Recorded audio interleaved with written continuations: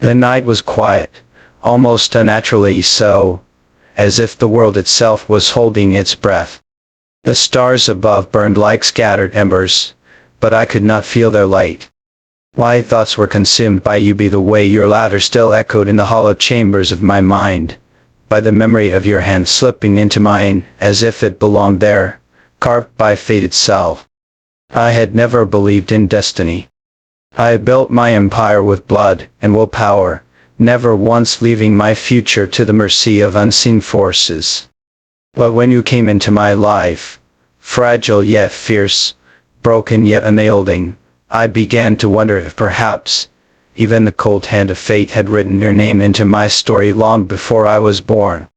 Every day I watched you move through the palace, your presence softening walls that had known only cruelty and silence. Servants bowed lower when you passed, not out of fear, but reverence. They whispered of you as if you were a flame sent to guide them out of the dark. But I knew the truth, they could not see the whole of you.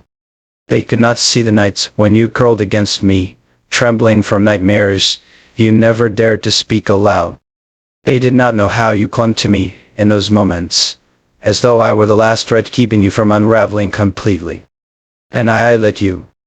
I, the man who had burned kingdoms to ash, who had ended lives with the flick of a blade, allowed you to press your fears into me, allowed you to pour your fragility into my chest until it mingled with my own scars.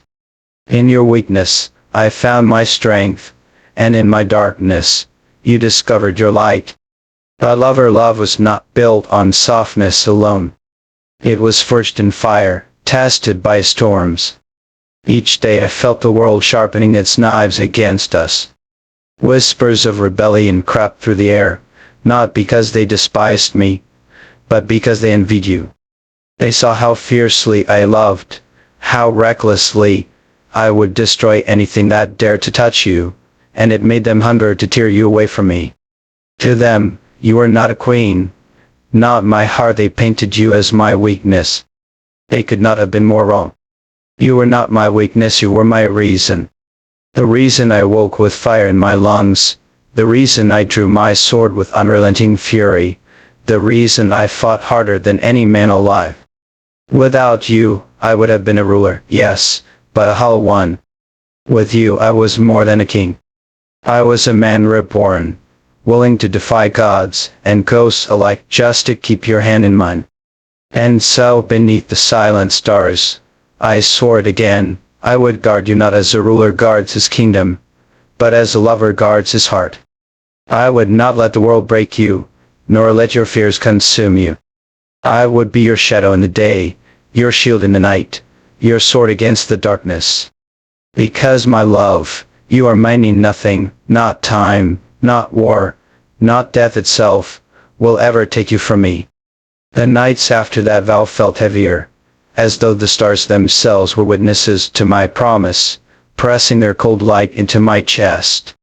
I would lie awake beside you, watching the rise and fall of your breathing, memorizing every detail of your face as though the world might steal you away at dawn.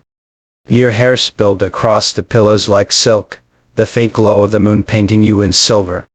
And in those hours of stillness, when the palace walls were hushed and even the guards outside our chamber dared not make a sound, I realized that I no longer feared death, nor the blade of an enemy, nor the betrayal of allies. The only fear that haunted me now was the thought of waking to a world where you no longer existed. That thought alone was enough to make my hands tighten around the sheets, as though holding on to you even in dreams. Yet the world beyond our chamber was not silent. Whispers grew louder with every passing day. Courtiers eyed you with envy disguised as politeness, their smiles too sharp, their words too sweet. They could not understand how a woman whose past was marked by pain could rise to such power simply because I loved her. To them, it was unnatural. To me, it was inevitable.